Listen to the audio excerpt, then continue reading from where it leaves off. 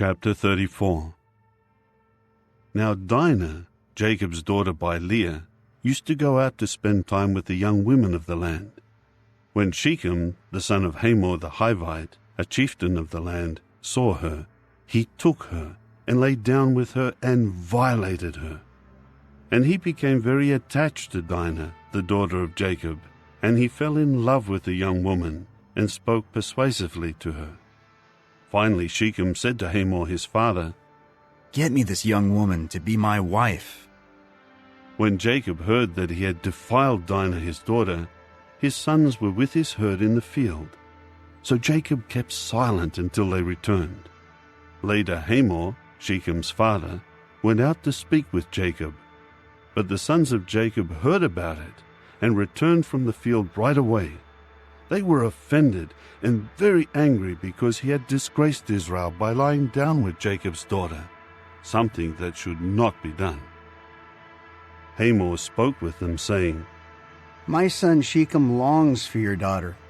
Please give her to him as his wife and form marriage alliances with us. Give us your daughters and take our daughters for yourselves. You may dwell with us, and the land will become available for you. Dwell and carry on trade in it and settle in it." Then Shechem said to her father and to her brothers, "Let me find favor in your eyes, and I will give you whatever you ask me. You can demand from me a very high bride price and gift. I am willing to give whatever you may say to me. Just give me the young woman as a wife." And Jacob's sons answered Shechem and Hamor his father deceitfully, because he had defiled Dinah their sister. They said to them, "We cannot possibly do such a thing, to give our sister to a man who is not circumcised, for that is a disgrace to us.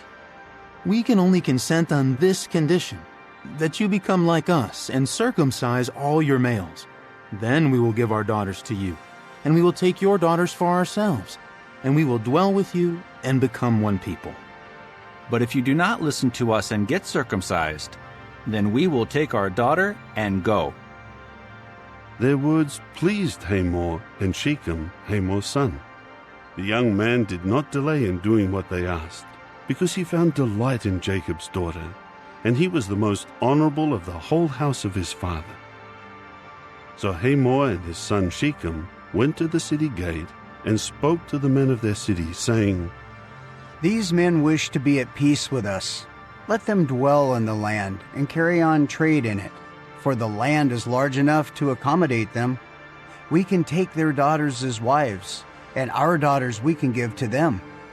Only on this one condition will the men consent to dwell with us in order to become one people, that every male among us be circumcised just the way they are circumcised.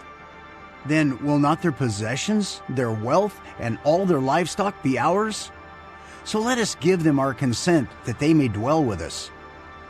All those going out by the gate of his city listened to Hamor and to his son Shechem, and all the males got circumcised, all those going out of the city gate.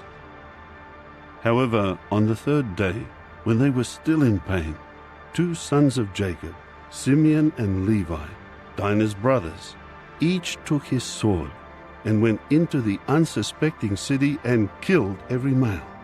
They killed Hamor and his son Shechem with the sword, and then took Dinah from Shechem's house and left.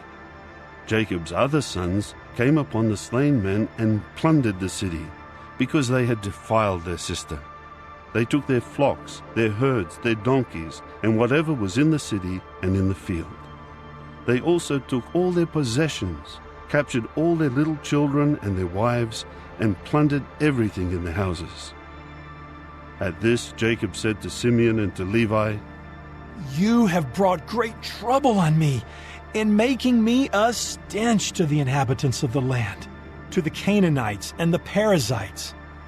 I am few in number, and they will certainly gather together to attack me, and I will be annihilated, I and my house." But they said, "Should anyone treat our sister like a prostitute,